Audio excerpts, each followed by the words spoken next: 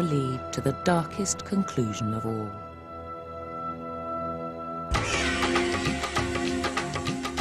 Around 5 years ago, a group of scientists and philosophers began arguing there might be another way to travel in time. But it wasn't a machine in space, and it wouldn't involve moving galaxies around. It would be a computer. And the pioneer of this unlikely approach was that unlikely pioneer of time machines, Professor Frank Tipler. From the 1970s, he'd been excited by a trend in computers.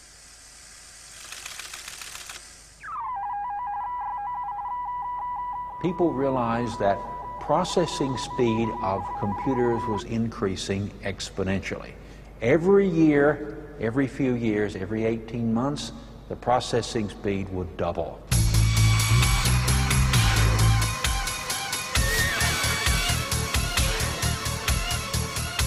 If this trend was to continue unabated, it would mean computers would get ever faster and ever more powerful. So much so that in the far future, a super civilization would have computers which make ours look puny. Imagine this occurring faster and faster. If that were to occur, it would be possible to process an infinite amount of information. It was this infinite computing power, Tipler said, which would allow a future civilization to travel in time. They'd do it using virtual reality.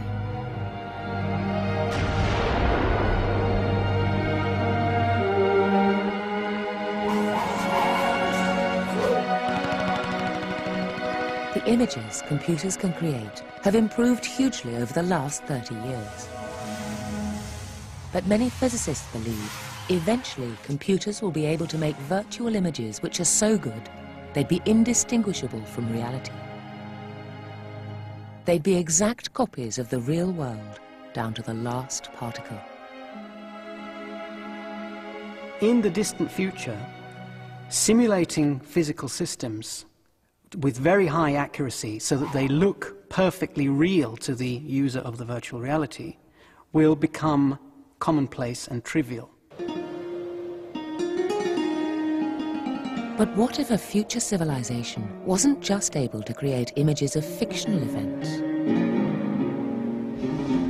What if instead they could create images of their own real past?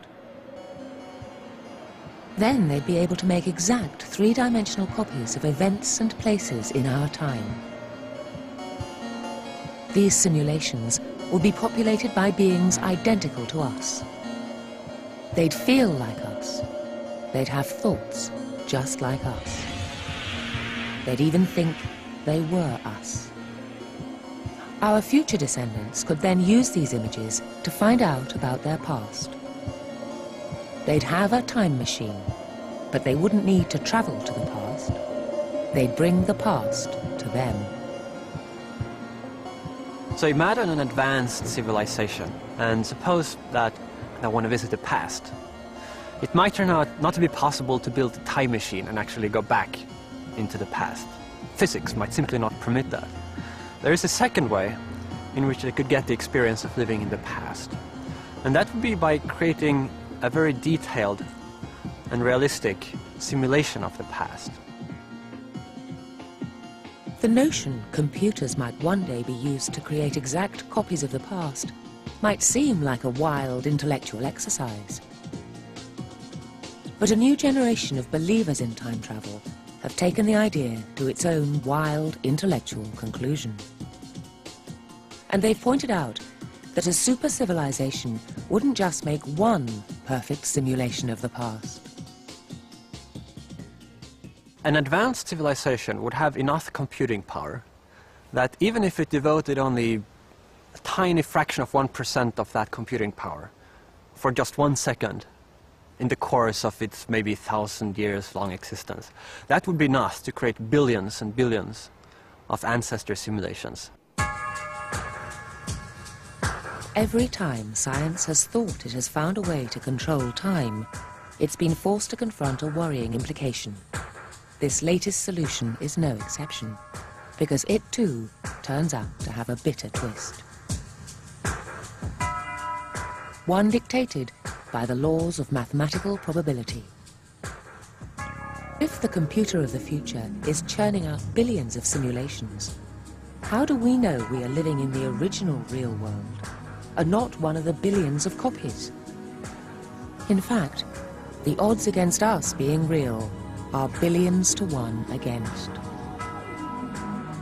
There would be a lot more simulated people like you than there would be original non-simulated ones. And then you gotta think, hang on, if almost everybody like me are simulated people, and just a tiny minority are non-simulated ones, then I'm probably one of the simulated ones, rather than one of the exceptional non-simulated ones.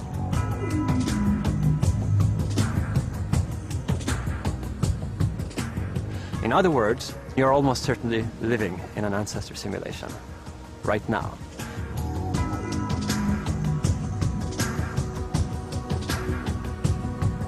The better the simulation gets, the harder it will be able to tell whether or not you're in a simulation or in the real thing, whether you live in a fake universe or a real universe. And indeed, the distinction between what is real and what is fake would simply evaporate away. Inside the simulation, you can't tell any difference between the simulated environment, the virtual reality, and the real environment. In fact, this environment we now find ourselves in could be just a simulation.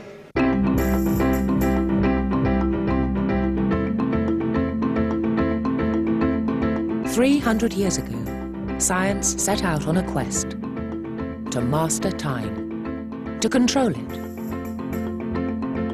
People didn't like time being controlled by a super-intelligent, superior being. We'd do it for ourselves instead. But every time we made a breakthrough, there was a downside. Now we're told we may not even be real. Instead, we may merely be part of a computer program. Our free will, as Newton suggested, is probably an illusion. And just to rub it in, we are being controlled by a super-intelligent, superior being, who is, after all, the Martime. From the point of view of science, it's a catastrophic idea. The purpose of science is to understand reality. If we're living in virtual reality, we are forever barred from understanding nature. Our investigation of the nature of time has led inevitably to question the nature of reality. And it would be a true irony if the culmination of this great scientific story was to undermine the very existence of the whole enterprise, and indeed the existence of the rational universe.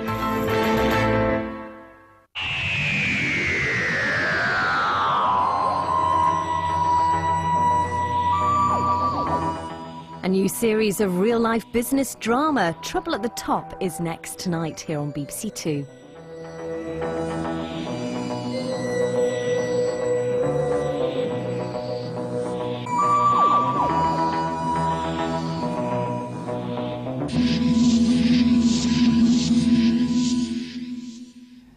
The universe is not only queerer than we suppose, it is queerer than we can suppose.